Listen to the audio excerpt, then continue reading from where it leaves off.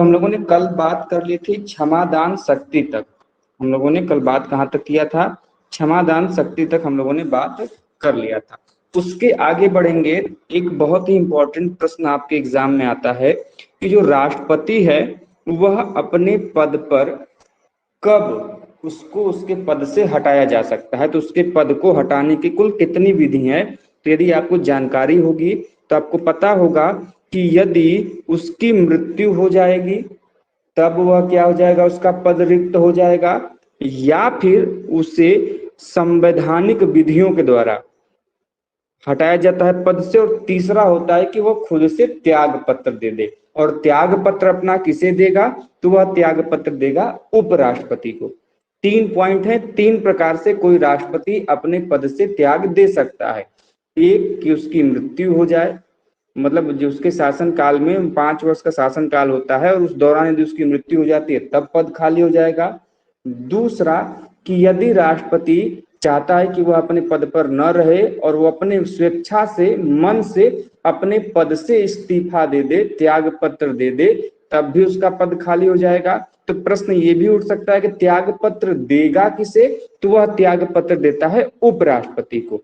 अब जो तीसरा मुझे बताना है आप लोगों को, जो कि सबसे महत्वपूर्ण है, कि मान लीजिए कि न राष्ट्रपति की मृत्यु हुई न ही राष्ट्रपति ने त्याग पत्र दिया, लेकिन फिर भी हमें उसको उसके पद से हटाना है, तो उस प्रक्रिया को क्या बोलते हैं और उन चीजों को क्या प्रोसेस है ये जान लीजिए। देखिए दोस्तों, सबसे पहले तो ये जान लीजिए कि जो राष्ट्रपति को हटाने संबंधी प्रावधान है संवैधानिक रूप से, उसे बोला जाता है आपका महाभियोग। नाम सुना है आप लोगों ने महाभियोग का? Yes sir. ठीक है। तो राष्ट्रपति को यदि हमको संवैधानिक रूप से कानून के हिसाब से हटाएंगे तो उस प्रक्रिया को बोला जाता है महाभियोग, और इसको इंग्लिश में बोलते हैं हम लोग इम्पीचमेंट। क्या बोलते हैं? इम्पीचमेंट, जिसका वर्णन हमको आर्टिकल 61 में देखने को मिलता है। अनुच्छेद 61 किसके बारे में बात करता है? इम्पीचमेंट की बात करता है, अर्थात महाभियोग की बात करता है। तो यदि प्रश्न आए कि राष्ट्रपति के महाभियोग का वर्णन किस आर्टिकल में है, किस अनुच्छेद में है, तो यह अनुच्छेद 61 में देखने को मिलता है, पहला पॉइंट। दूसरी चीज कि भैया ये जो महाभियोग है जिसका हमको 61 में वर्णन मिलता है, कि आखिर ये महाभियोग राष्ट्रपति के ऊपर लगाया किस आधार पे जाएगा। अब तो ऐसे तो होगा नहीं कि हमारा मन किया और हम कल जाके राष्ट्रपति के ऊपर महाभियोग लगा दी। आखिर जब महाभियोग लगाएंगे तो उसके पीछे कुछ आधार तो होना चाहिए, कुछ कारण तो होना चाहिए।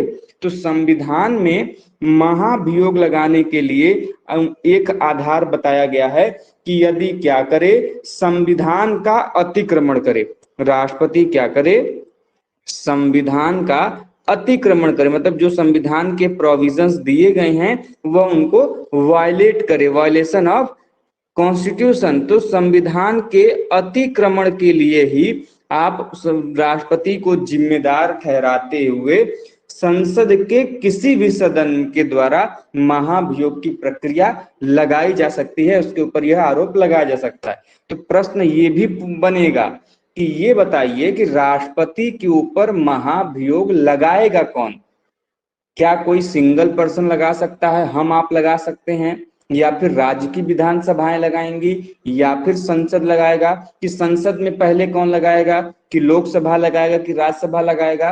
तो इतना जान लीजिए कि यदि हमको राष्ट्रपति पे महाभियोग की प्रक्रिया चलानी है तो यह अधिकार केवल और केवल संसद के पास है, पार्लियामेंट के पास है। Point number 1। दूसरा कि जब भी अतिक्रमण के आधार पर, संवैधानिक अतिक्रमण के आधार पर राष्ट्रपति के ऊपर महाभियोग लगाया जाएगा तो यह संसद के किसी भी सदन, चाहे लोकसभा लगा सकता है चाहे राज्यसभा लगा सकता है, किसी भी सदन में यह जो आरोप है वह क्या होना चाहिए? लगाया जाना चाहिए। ठीक है, पहली चीज कि किसी भी सदन ने आरोप लगा लिया, लेकिन ध्यान रहे यह जो आरोप है यह एक संकल्प के रूप में होना चाहिए, मतलब कई लोगों ने इस आरोप को एक साथ समर्थन में दिया हो। तो जैसे ही यह आरोप लगाया गया कि मान लीजिए ए नाम का जो प्रेसिडेंट है, इन्होंने संविधान का क्या किया है? अतिक्रमण किया है, और लोकसभा या राज्यसभा में से कोई भी एक सदन के लोग संकल्प ले लिए कि संवैधानिक अतिक्रमण किया है इस ये जो राष्ट्रपति हैं व्यक्ति हैं इन्होंने, तो जब इन्होंने आरोप लगा दिया अपने सदन में, यदि लोकसभा लेगा तो अपने लोकसभा सदन में वो संकल्प लेंगे, यदि राज्यसभा में होगा तो राज्यसभा के सदस्य संकल्प लेंगे।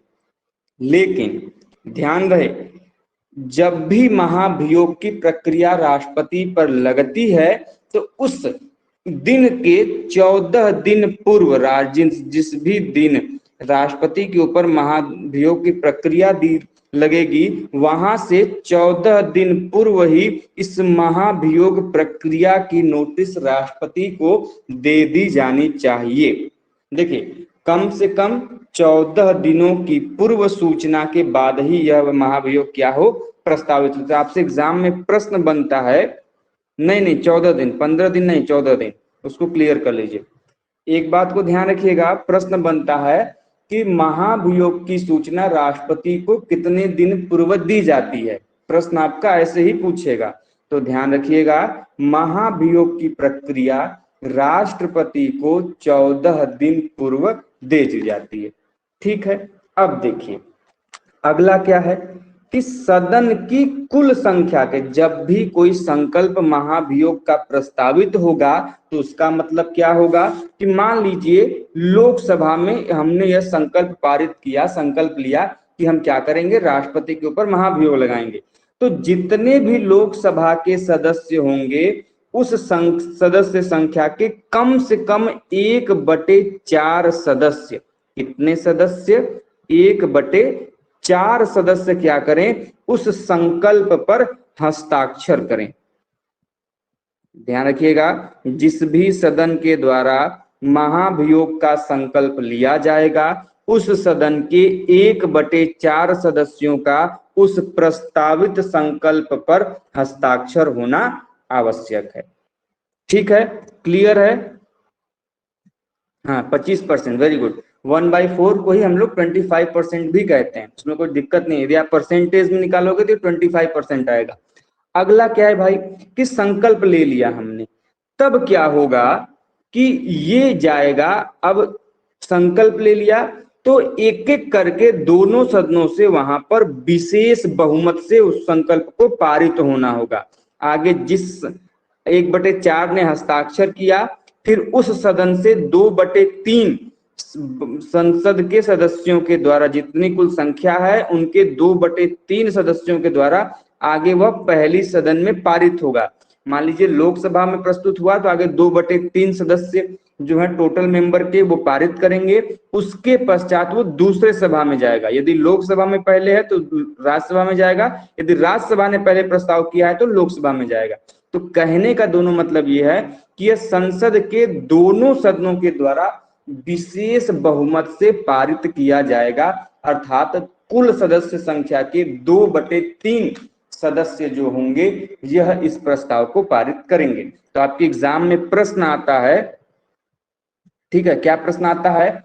वो प्रश्न आता है कि ये बताइए कि राष्ट्रपति के महाभियोग में संसद के कितने सदस्यों के द्वारा जो प्रस्ताव है वह पारित किया जाता है। तो ध्यान रखिएगा, 2/3 सदस्य, अर्थात किस प्रकार का बहुमत पूछेगा कि महाभियोग में सदनों के द्वारा किस प्रकार के बहुमत का प्रयोग किया जाता है, तो विशेष बहुमत। साधारण बहुमत कहते हैं कुल सदस्य संख्या के आधे से एक अधिक, 51% जो होता है वह होता है आपका साधारण बहुमत, सिंपल मेजोरिटी। और विशेष बहुमत क्या होता है, कुल संख्या के 2/3 सदस्य संख्या, वो है आपकी स्पेशल मेजोरिटी। और यदि आपको राष्ट्रपति पर महाभियोग लगाना है तो वो स्पेशल मेजोरिटी से ही लगेगा, विशेष बहुमत से ही लगेगा। और जैसे ही राष्ट्रपति के दोनों सदनों में पारित हो जाएगा महाभियोग का ये जो प्रक्रिया है, प्रस्ताव है, अपने आप जो राष्ट्रपति है वो अपने आप पद से क्या हो जाएगा, हट जाएगा, उसको पद को छोड़ना पड़ेगा। क्लियर है? किसी को कोई कंफ्यूजन? सर जी बोलिए। सर, ये जो आप विशेष बहुमत वाला बताएं इसको फिर से रिपीट कर दीजिए। चलिए ठीक है, बता दे रहा हूं फिर से, ध्यान से सुनिएगा। देखिए मेरे भाई, संविधान में दो प्रकार के बहुमत के प्रमाण दिए गए हैं जिसके द्वारा कोई प्रस्ताव विधेयक पारित किया जाता है। एक है साधारण बहुमत और एक है विशेष बहुमत। साधारण बहुमत वह प्रक्रिया है जिसमें जो भी सदस्य संख्या होगी, मान लीजिए हमको कोई प्रस्ताव किसी सदन में पेश करना है, वहां से पारित कराना है, तो जब वह प्रस्ताव साधारण बहुमत से पारित होगा तो साधारण बहुमत होता है कुल सदस्य संख्या के 51%।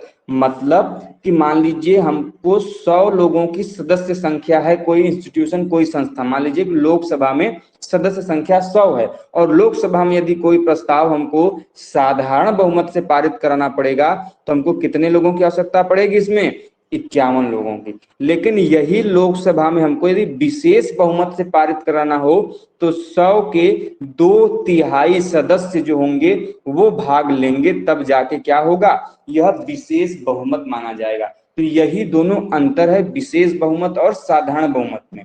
तो प्रश्न ये उठता है कि जो राष्ट्रपति का महाभियोग का प्रक्रिया है यह किस बहुमत से होगा?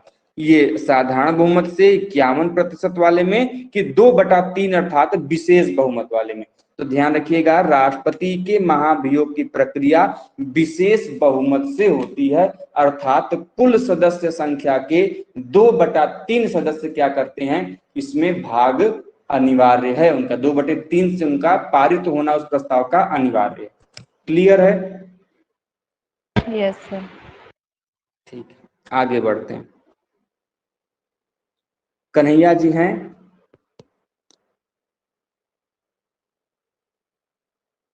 बताइए कन्हैया जी।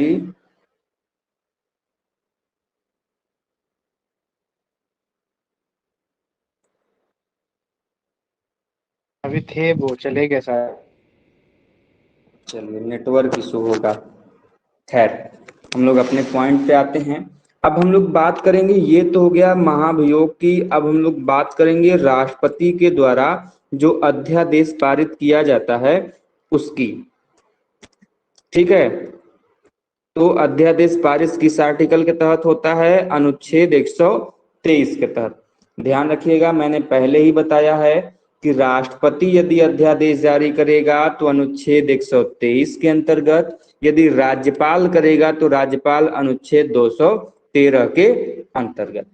अब देखिए, हमने बोला कि राष्ट्रपति अध्यादेश जारी करेगा, लेकिन प्रश्न ये उठता है कि किसी एक अध्यादेश की अधिकतम, किसी एक अध्यादेश की अधिकतम समय अवधि कितनी हो सकती है? मतलब एक बार यदि अध्यादेश लागू हो गया तो कितने समय तक जो है कि यह अध्यादेश लागू रहेगा? एक बार में अधिकतम कितने समय तक लागू रहता है, बताइए भाई। 6 महीना। ध्यान रखिएगा, वेरी गुड, 6 महीना। लेकिन ये किस कंडीशन में 6 महीना है? यह तब 6 महीना है जब संसद इस अध्यादेश पे कोई कार्यवाही न करे। मतलब राष्ट्रपति ने 123 के हिसाब से अध्यादेश जारी कर दिया और यदि इस 6 महीनों के बीच में संसद ने कोई कार्यवाही नहीं की तो यह 6 महीना बाद अपने आप अध्यादेश क्या हो जाएगा? समाप्त हो जाएगा। लेकिन यदि राष्ट्रपति को लगता है या संसद को लगता है कि हमको अध्यादेश बढ़ाना है तो इन दैट केस संसद क्या कर सकती है कि संशोधन के माध्यम से, वो अपनी बैठकों के माध्यम से कार्यवाही कर इस 6 महीने के गैप को भी वह अगले 6 महीने एक्स्ट्रा बढ़ा सकती है। तो इस चीज को आपको ध्यान में रखना होगा कि यदि ऐसे पूछेगा कि राष्ट्रपति के द्वारा जो पारित अध्यादेश की अवधि है यह अधिकतम कितने होती है, तो 6 महीना, और कभी कभी महीना नहीं दिया होता है, सप्ताह पूछता है, तो ध्यान रखिएगा कुल कितने सप्ताह? 6 सप्ताह। ये भी ध्यान में आपको ध्यान में रखना है। 6 महीने से 6 सप्ताह जो होता है यह आपका होता है अधिकतम अवधि। अब आते हैं हम लोग आपातकालीन शक्तियों के लेके। राष्ट्रपति के पास आपातकालीन शक्तियों से संबंधित प्रावधान होते हैं उसके पहले हमने आपको जो भी चीजें बताई हैं, विशेषकर कल की क्लास में, रात में जो हम लोगों ने क्लास लिया था, उसमें बहुत ही इंपॉर्टेंट आर्टिकल हम लोगों ने डिटेल में डिस्कस किया था। एज लाइक ध्यान से सुनिएगा, प्रश्न पूछ सकता है कि जो कैग है, CAG, नियुक्ति किसकी किसकी करता है, सॉरी, राष्ट्रपति किन किन व्यक्तियों की नियुक्ति करता है, आप लोग इसकी एक लिस्ट बना लेंगे। नहीं बना पाएंगे तो बताइएगा, हम आपको बता देंगे। दूसरा आपको लिस्ट बनाना है कि वह कौन कौन सी संस्थाएं हैं जो कि राष्ट्रपति को अपनी रिपोर्ट प्रस्तुत करती हैं। जैसे हमने आपको कल बताया था कि जैसे आपका हुआ यूनियन पब्लिक सर्विस कमीशन, तो यूनियन पब्लिक सर्विस कमीशन, जिसे हम लोग संघ लोक सेवा आयोग कहते हैं, यह रिपोर्ट किसे प्रस्तुत करेगा, राष्ट्रपति को प्रस्तुत करता है। वैसे ही हमने बताया था कि राष्ट्रीय अनुसूचित आयोग, राष्ट्रीय अनुसूचित जनजाति आयोग, राष्ट्रीय पिछड़ा आयोग, तो ये जो आयोग हैं यह किसे रिपोर्ट प्रस्तुत करेंगे, राष्ट्रपति को प्रस्तुत करेंगे। तो ये भी आपको ध्यान में रखना होगा, आप लोग लिस्ट बना लीजिएगा कि राष्ट्रपति को कौन कौन सी संस्थाएं रिपोर्ट प्रस्तुत करती हैं। खैर अधिकांशतः पूछता है कि यूनियन पब्लिक सर्विस कमीशन अपनी वार्षिक रिपोर्ट किसको प्रस्तुत करता है, सबसे ज्यादा यही क्वेश्चन पूछेगा, तो एकदम रट लीजिए, वह प्रस्तुत करता है राष्ट्रपति को। इसके अलावा मैंने क्या बताया कि आपको ये ध्यान रखना है कि राष्ट्रपति किसकी किसकी नियुक्ति करता है। जैसे में आप लोगों ने सुना होगा महान्यायवादी, जिसको हम लोग अटॉर्नी जनरल ऑफ इंडिया बोलते हैं, जो कि देश का प्रथम विधि अधिकारी होता है। यदि आपसे एग्जाम में प्रश्न पूछे कि देश का प्रथम विधि अधिकारी कौन होता है, who is the first law officer in country, तो ध्यान रखिएगा, यदि देश का पूछे, दो प्रकार के प्रश्न पूछेंगे, इसलिए कंफ्यूज नहीं होइएगा। यदि देश का पूछेगा तब महान्यायवादी, अटॉर्नी जनरल ऑफ इंडिया। यदि राज्य का प्रथम विधि अधिकारी पूछेगा कि who is the first law officer in the state, then आपको ध्यान रखना है वहां पे हो जाएगा एडवोकेट जनरल, जिसको हम लोग महाधिवक्ता बोलते हैं। तो दोनों जगह अलग अलग है। पूरे देश का जो प्रथम विधि अधिकारी है, फर्स्ट लॉ ऑफिसर है, महान्यायवादी है। जो राज्य का है वह है महाधिवक्ता, जिसे हम लोग एडवोकेट जनरल बोलते हैं। और ये जो महान्यायवादी है, जो कि पूरे देश का प्रथम विधि अधिकारी है, फर्स्ट लॉ ऑफिसर है, इसकी नियुक्ति कौन करता है, इसकी नियुक्ति करता है आपका राष्ट्रपति। एग्जाम में ये भी प्रश्न बन सकता है, तो आप लोग में से कोई भी हमें बताइए कि महान्यायवादी के संदर्भ में, अटॉर्नी जनरल ऑफ इंडिया के संदर्भ में वह कौन सा आर्टिकल है जो प्रमाण देता है, वह कौन सा अनुच्छेद है, बताइए भाई। 148। अभी 148 में 76। Very good. अनुच्छेद 76, अनुच्छेद 76 जब आप पढ़ोगे तो आपको पता चलेगा कि राष्ट्रपति क्या करता है, देश में प्रथम विधि अधिकारी के रूप में महान्यायवादी की नियुक्ति करता है। और इसका प्रमाण किस अनुच्छेद में है, अनुच्छेद 76 में, आर्टिकल 76 में। इसके अलावा राष्ट्रपति किसको भैया नियुक्त करता है, तो controller and auditor general of India, मतलब क्या कि भारत का नियंत्रक एवं महालेखा परीक्षक की भी नियुक्ति कौन करता है, की भी नियुक्ति करता है आपका कौन, राष्ट्रपति। और ध्यान रखिए, जिसको जिसको राष्ट्रपति नियुक्त करेगा वो सभी व्यक्ति अपनी रिपोर्ट किसको प्रस्तुत करेंगे, राष्ट्रपति को प्रस्तुत करेंगे। चाहे वो आपका कैग हो, कंट्रोलर एंड ऑडिटर जनरल हो, या फिर आपका महान्यायवादी हो, ये अपनी रिपोर्ट किसको प्रस्तुत करते हैं, कंट्रोलर, सॉरी, राष्ट्रपति को। अब दूसरा प्रश्न यहीं से कैग से ही जुड़ा हुआ है कि कैग जो है, जो ये वार्षिक रिपोर्ट प्रस्तुत करता है राष्ट्रपति को, तो प्रश्न एक उठता है कि कैग के वार्षिक रिपोर्ट की जांच कौन करता है बताइए। जो महानियंत्रक एवं लेखा परीक्षक के द्वारा रिपोर्ट प्रस्तुत की जाती है या फिर आंकड़े प्रस्तुत किए जाते हैं, इनको कौन जांच करता है? हमने आपको क्वेश्चन में बताया भी था क्लास में। बताइए भाई।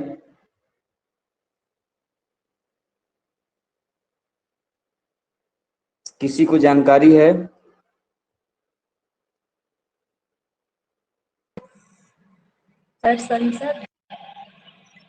संसद? अरे मोरी मैया, कोई जो संसद पढ़ा होगा तो संसद में कई सारे समितियों के निर्माण किए गए थे। हाँ हाँ, उसमें जैसे अकाउंटेंट ये है उसमें। अकाउंटेंट कमेटी, जिसको हम लोग अकाउंटेंट प्राक्कलन कमेटी बोलते हैं, एक है, और एक है आपका लोक लेखा समिति। तो अब बताइए कि किसमें होगा? पब्लिक अकाउंट कमेटी बोलते हैं उसको। लोक लेखा सर। जी हाँ। तो लोक लेखा समिति जो है, यह सीएजी की जो रिपोर्ट आती है, जो आंकड़े सीएजी प्रस्तुत करता है, उसको क्या करती है? जांच करती है। और एक क्वेश्चन और भी पूछा जाता है कि भारत में आय एवं व्यय संबंधित आंकड़ों को कौन उसके बारे में जानकारी लेता है या फिर उनके बारे में जानकारी प्राप्त करता है?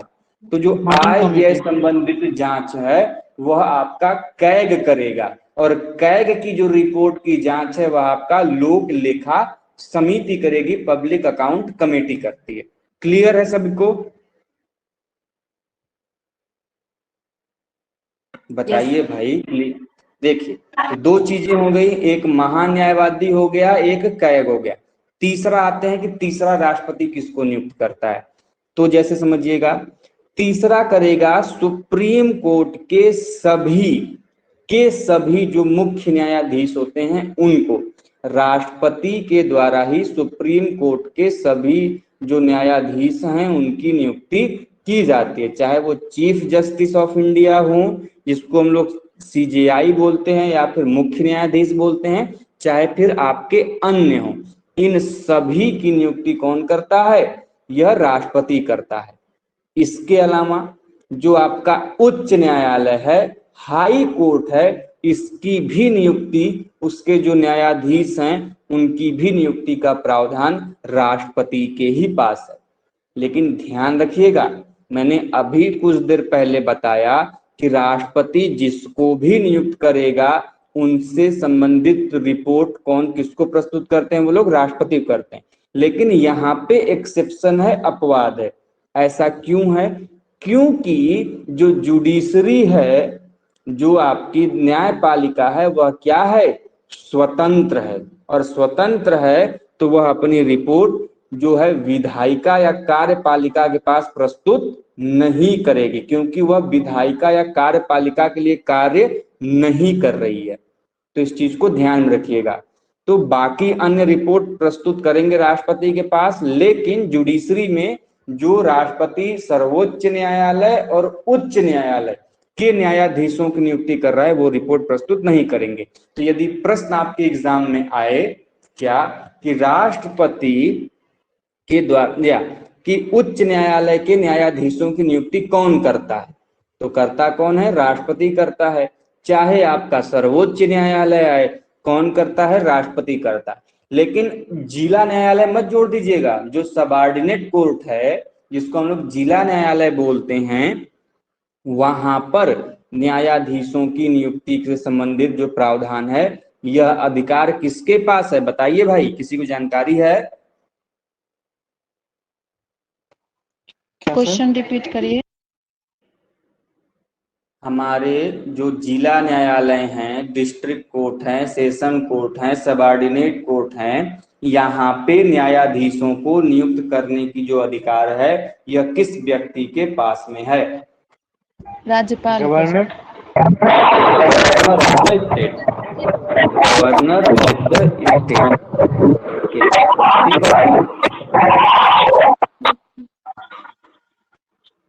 जिनका भी माइक ऑन है प्लीज उसको ऑफ कर लें। आगे बढ़ते हैं। ये तो हो गया न्यायाधीशों की नियुक्ति के संदर्भ में। इसके अलावा किसकी नियुक्ति करता है? तो तो आप देखेंगे कि संविधान के अंतर्गत विभिन्न प्रकार के आयोगों का निर्माण किया गया है, जैसे भारतीय संघ लोक सेवा आयोग, यूनियन पब्लिक सर्विस कमीशन। तो यूनियन पब्लिक सर्विस कमीशन का जो अध्यक्ष होता है, इसकी भी नियुक्ति राष्ट्रपति के द्वारा की जाती है। यदि प्रश्न पूछे कि यूपीएससी के चेयरमैन की नियुक्ति कौन करता है, तो ध्यान रखिएगा आपका राष्ट्रपति करता है। उसके अलावा जो हमने अभी बताया कि जैसे आपका कौन सा है, राष्ट्रीय अनुसूचित जाति आयोग है, राष्ट्रीय अनुसूचित जनजाति आयोग है, राष्ट्रीय पिछड़ा वर्ग आयोग है, तो इनके भी अध्यक्षों की नियुक्ति किसके द्वारा की जाती है, राष्ट्रपति के द्वारा की जाती है। इसके अलावा यदि प्रश्न पूछेगा कि राज्य के राज्यपालों की नियुक्ति कौन करता है, तो राज्य के जो राज्यपाल हैं ये भी नियुक्त किए जाते हैं आपके देश के राष्ट्रपति के द्वारा। तो राज्यपाल भी अपनी रिपोर्ट किसको प्रस्तुत करेगा, पूछा जाता है प्रश्न कि राज्यपाल राज्य की रिपोर्ट किसे प्रस्तुत करता है, तो वह किसे करेगा, राष्ट्रपति को करेगा। क्लियर है सर? हाँ बोलिए। कैग तो स्टेट गवर्नमेंट से रिलेटेड भी रिपोर्ट तैयार करती है, गवर्नर को देती है। कर सकती है, लेकिन स्टेट गवर्नमेंट का जो है कि अपने भी तो अलग उनकी समितियां हैं जो वहां पे आंकड़े दर्शाते हैं। कैग का मुख्यतः काम देश के स्तर पे है, वो सेंट्रल लेवल पे काम करते हैं। कैग के जो आंकड़े हैं, जैसे मान लीजिए कि आपके देश में कितना आय व्यय है, कितने सेक्टर में कितना हमको आय हुआ, हमने कितना उसमें खर्चा किया है, किसमें हमको कितना प्रॉफिट हुआ, हम आगे क्या कर सकते हैं, तो सेंट्रल लेवल पे जो सेंट्रल गवर्नमेंट का अधिकारी होता है वो कैग होता है। आपके राज्य से हालांकि उसके उतना मतलब नहीं है, लेकिन यदि वो राष्ट्रपति चाहे तो उसके आधार पर वो कार्य कर सकता है। आगे बोलिए आप।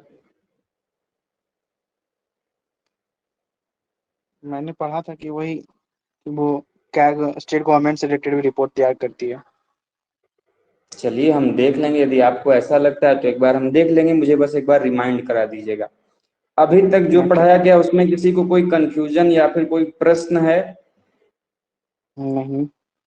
सभी ने लिखा तो है ना कि किसकी किसकी नियुक्ति के बारे में बताए हैं? बाद में ये मत कहिएगा कि नहीं बताया गया है। लिख लिया आप लोगों ने? Yes sir. अब आते हैं 10 मिनट और पढ़ेंगे हम लोग, 5:40 तक ही पढ़ेंगे, ज्यादा नहीं पढ़ेंगे। आप लोगों के नेक्स्ट क्लास कब है ये बताइए? आज तो किसी भी क्लास की नोटिफिकेशन नहीं आए थे, आप जब स्टार्ट किए तो सबको नोटिफिकेशन दे रहे। चलो ठीक है। देखिए हम लोग बात करेंगे अब जो राष्ट्रपति की आपातकालीन शक्तियां उनको दी गई हैं उसके बारे में। सबसे पहले जब भी बात आएगी आपातकालीन की, तो ये जान लीजिए कि भारत में जो आपातकालीन व्यवस्था ली गई है यह 2 जगह से ली गई है। एक तो पहले ही हमारे पास था जो कि भारत शासन अधिनियम 1935 में था। इसमें पहले ही आपातकालीन व्यवस्थाओं के बारे में संदर्भ हमको जानकारी मिलती है, लेकिन कुछ प्रावधान जो हैं आपातकाल के वह किस देश से लिए गए हैं, किसी को जानकारी है कि? हाँ, जर्मनी। वेरी गुड, जर्मनी से प्रावधान लिए गए हैं। ठीक है, बताइए। जर्मनी से लिए गए हैं, ठीक है। अब देखिए जब भारत शासन अधिनियम 1935 से हो गया और हमने जर्मनी से ले लिया, तो हमारे संविधान में कुल 3 प्रकार के आपातकाल की चर्चा देखने को मिलती है। तो प्रश्न ये भी एग्जाम में पूछता है, हालांकि सिंपल सा है लेकिन कई लोग गड़बड़ी कर जाते हैं कि भारतीय संविधान में कितने प्रकार के आपातकालीन प्रावधानों की चर्चा की गई है। ऑप्शन में 1 2 3 4 दे देगा। तो जानकारी के लिए बता दूं, या फिर सभी आप लोगों को पता ही होगा, लेकिन मैं फिर भी एक बार पूछ लेता हूं किसी को भी। मानसी जी आप बताइए कि संविधान में कितने प्रकार के आपातकालीन व्यवस्थाओं के प्रमाण मिलते हैं?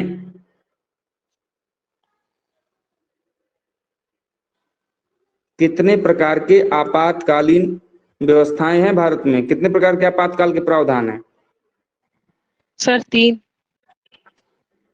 टाइप्स बताइए, जिसको हम लोग इमरजेंसी भी बोलते हैं। नाम बताइए भाई उनके, व्हाट इज द नेम?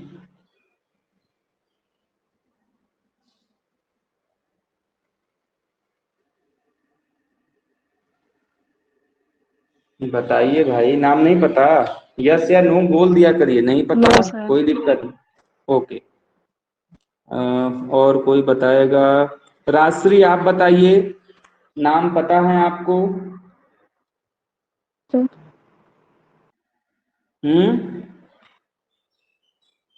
बताइए भैया, नाम पता है? नहीं पता, खैर। किसी को पता है? KC Yes, Srivastava, Yes, sir. Yes sir, पता है सर। बताइए बताइए। पहला है युद्ध या बाह्य आक्रमण जो होगा उसके नाम लिए बताओ, वो। हम डिस्क्रिप्शन नहीं पूछ रहे हैं, नाम बताइए। सर वही तो बता रही हूँ। मैं बोलूँ वो सर? आप डिस्क्रिप्शन बता रहे हो, मैं नाम पूछ रहा हूँ, ये नहीं पूछ रहा हूँ कि युद्ध के आधार पे क्या किसके आधार पे। सर मुझे तो वही पता है। और किसको पता था भाई बताइए? मेरे को सर। आपके एग्जाम में एक सीधा सा प्रश्न बनेगा कि निम्नलिखित में से कौन सा आपातकाल का आधार या प्रकार नहीं है। तो इस चीज को ध्यान रखिएगा। हाँ, कोई बता रहा था, बताइए भाई। सर 3 टाइप्स के इमरजेंसी हैं हमारे देश में, वो लागू हो सकते हैं। फर्स्ट है नेशनल इमरजेंसी, राष्ट्रीय एंड सेकेंड आपातकाल, है, ठीक है। जी, एंड सेकेंड है presidential emergency, and last one is जिसको जो हम फाइनेंशियल लोग इमरजेंसी। राष्ट्रपति शासन कहते हैं, ठीक है। तीसरा फाइनेंशियल इमरजेंसी, वित्तीय आपातकाल। फाइनेंशियल, जिसे हम लोग वित्तीय आपातकाल कहते हैं। अब एक एक करके समझ लीजिएगा।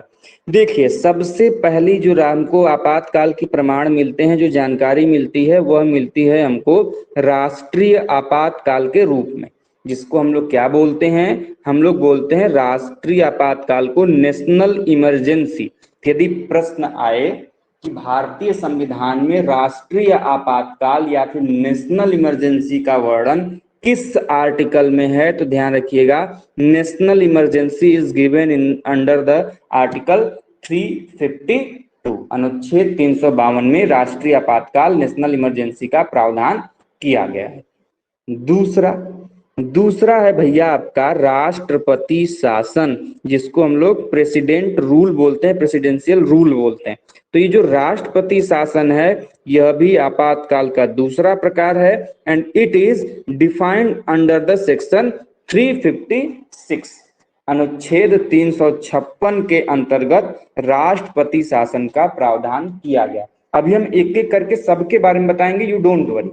और जो लास्ट है, तीसरा प्रकार है, वह है आपका वित्तीय आपातकाल। तीसरा प्रकार क्या है भाई? वित्तीय आपातकाल। और वित्तीय आपातकाल को हम लोग क्या बोलते हैं? Financial emergency, and it is described under the section 360। अभी आप लोगों ने श्रीलंका में फाइनेंशियल क्राइसिस का नाम सुना होगा। श्रीलंका इस समय भूख से, महंगाई से क्या है, जूझ रहा है। तो वहां पर हाल ही में वित्तीय आपातकाल जो है, फाइनेंशियल इमरजेंसी वहां पे लागू हुई थी, जिसे बाद में वापस ले लिया गया।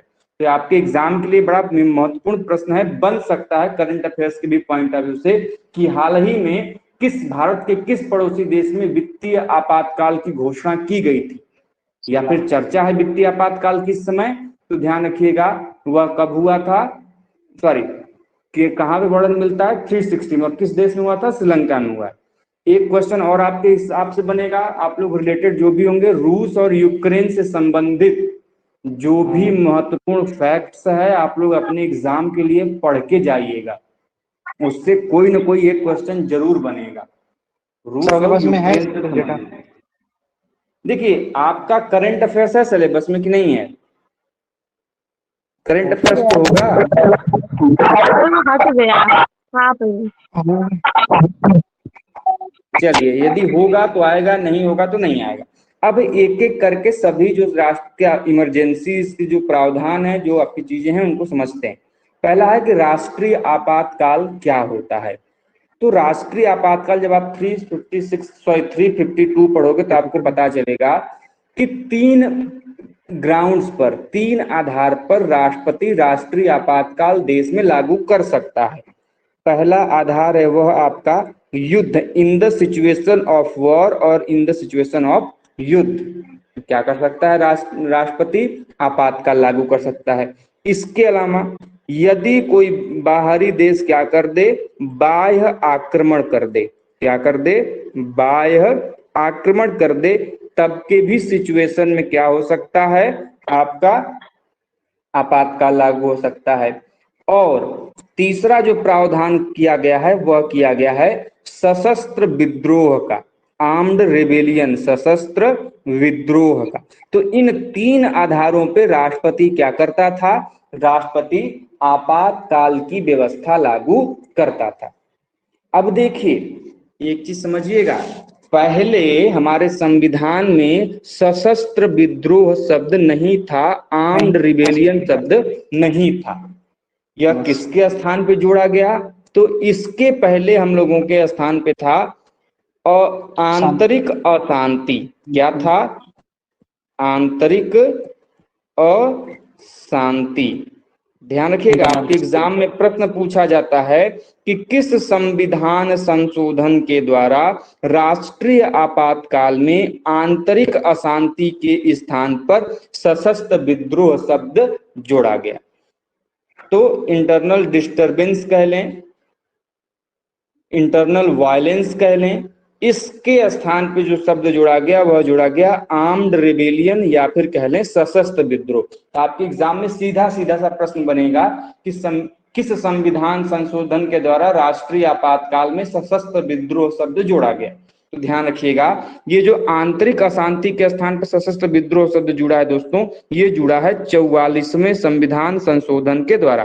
किस संविधान संशोधन के द्वारा, 44वां संविधान संशोधन हुआ था। और कब हुआ था, 1978 में। तो आपको कब हुआ था और किस संविधान संशोधन के द्वारा हुआ था, यह दोनों चीजें ध्यान में रखनी है। तो आपको अब ये भूलेगा, बताइए भाई। अब देखिए दूसरा प्रावधान जो राष्ट्रीय आपातकाल से संबंधित है वो ये है कि राष्ट्रपति राष्ट्रीय आपातकाल कब लागू करेगा। तो वो हमने आपको बता दिया कि 3 परिस्थितियां हैं, युद्ध के समय, बाह्य आक्रमण के समय और सशस्त्र विद्रोह के समय। अब ये है कि राष्ट्रपति किसके कहने पर राष्ट्रीय आपातकाल लागू करेगा, क्या वो खुद से राष्ट्रीय आपातकाल लागू करेगा या फिर उसको कोई सिफारिश देगा। तो एक बात जान लीजिए, जो राष्ट्रपति के लिए जो कैबिनेट मिनिस्ट्री होती है जिसको हम लोग मंत्रिमंडल बोलते हैं, क्या बोलते हैं, मंत्रिमंडल बोलते हैं। तो जब तक मंत्रिमंडल यह लिखित सलाह न दे, रिटन स्टेटमेंट न दे, रिटन एडवाइस न दे, तब तक राष्ट्रपति जो है नेशनल इमरजेंसी लागू नहीं कर सकता। तो मंत्रिमंडल की लिखित सलाह पर, लिखित सिफारिश पर ही राष्ट्रपति क्या करता है, यह क्या करता है, राष्ट्रीय आपातकाल लागू करता है। तो आपके एग्जाम में प्रश्न बनता है कि राष्ट्रपति किसकी सिफारिश पर राष्ट्र में राष्ट्रीय आपातकाल लागू करता है, तो वह करता है मंत्रिमंडल की लिखित सलाह पर। अगला क्वेश्चन कि ठीक है, मंत्रिमंडल ने लिखित सलाह भी दे दी और कह भी दिया कि भाई देश में लागू करिए। तो प्रश्न ये उठता है कि जब पहली बार लागू किया जाएगा नेशनल इमरजेंसी, तो इसकी अवधि कितने समय के लिए लागू किया जाएगा, बताइए। 1 महीना। सर ये ध्यान रखिएगा, जब मान लीजिए मंत्रिमंडल ने कह दिया और आज है 1 जून, क्या है, मान लीजिए आज 1 जून है कि मंत्रिमंडल ने कहा कि आपको राष्ट्रीय आपातकाल लागू करना है, तो 1 जून से अगले 1 महीने तक अर्थात 1 जुलाई तक क्या होगा, वह राष्ट्रीय आपातकाल लागू होगा। 30 दिन कह लें या फिर 1 महीना कह लें, वहां तक लागू होगा। तो यदि प्रश्न बने कि प्रथम मतलब राष्ट्रपति कितने दिनों के लिए राष्ट्रीय आपातकाल लागू करता है, तो 30 दिन या फिर 1 महीने के लिए। लेकिन यदि संसद चाहे तो अनुमोदन से, मतलब वहां पे उनको कहकर अनुमोदन से इसे प्रत्येक 6 महीने इसी प्रकार से अनिश्चित काल तक बढ़ा सकती है। फिर क्या करेगी, 1 महीना समाप्त हो गया और संसद को लगा कि नहीं भैया 1 महीने में स्थिति सामान्य नहीं हुई है, तो वो 6 माह बढ़ा देगी।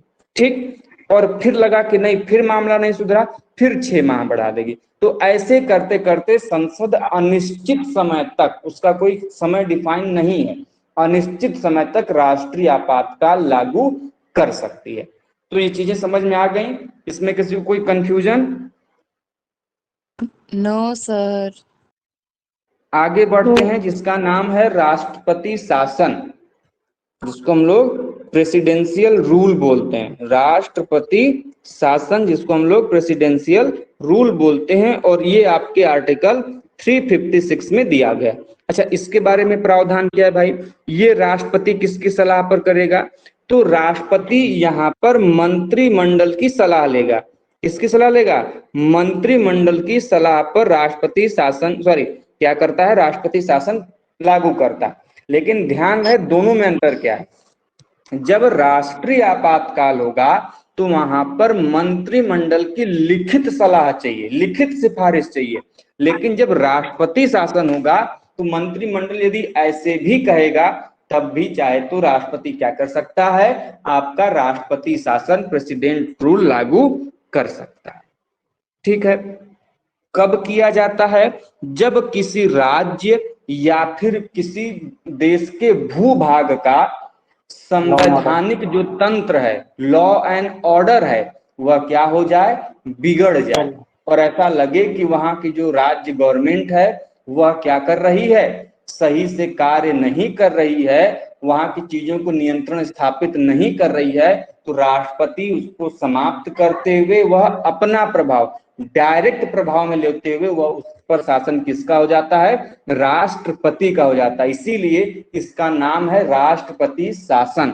जिस भूभाग में राष्ट्रपति शासन लगेगा वहां की सभी लोकल अथॉरिटियां, पुलिस, गवर्नमेंट, जो भी चीजें हैं, अब वह सीधे नियंत्रण में किसके आ जाएंगी, राष्ट्रपति के आ जाएंगी। पहले वो राज्य गवर्नमेंट के अंतर्गत थी, लेकिन जैसे ही उस भूभाग पर राष्ट्रपति शासन लगेगा अब उनका सीधा नियंत्रण राष्ट्रपति के हाथ में चला जाएगा। क्लियर है?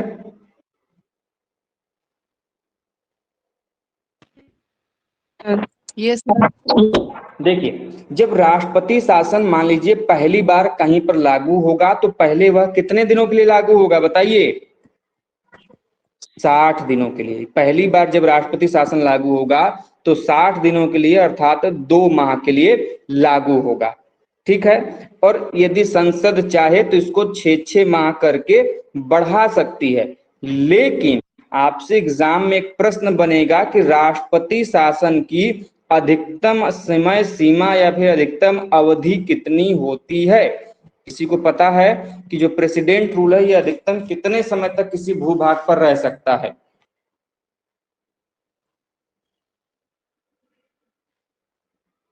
बताइए भाई। क्या था सर क्वेश्चन? राष्ट्रपति शासन अधिकतम कितने समय तक रह सकता है?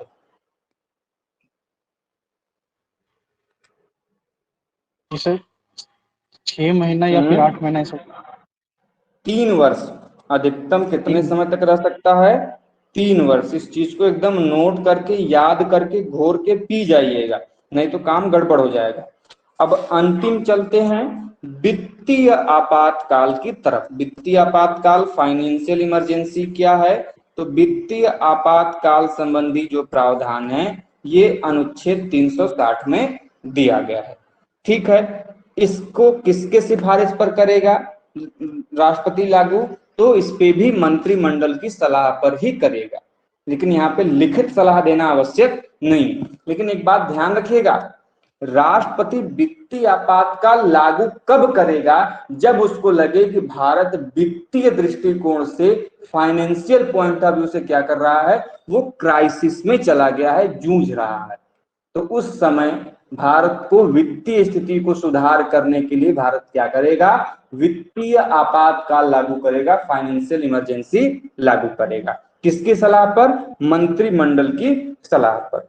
अगला प्रश्न बनता है कि ठीक है, मंत्रिमंडल ने सलाह भी दे दिया, तो पहली बार में जो वित्तीय आपातकाल है यह कितने समय के लिए लागू होगा। तो ध्यान रखिए, वित्तीय आपातकाल पहली बार में 2 माह कह लें या फिर 60 दिन कह लें, यह क्या होगा, लागू होगा। ठीक है, तो प्रश्न अगला ये भी बन सकता है कि पहली बार यदि 2 माह 60 दिन तक लागू होगा तो अधिकतम कितने समय तक इसको हम लागू करेंगे वित्तीय आपातकाल को।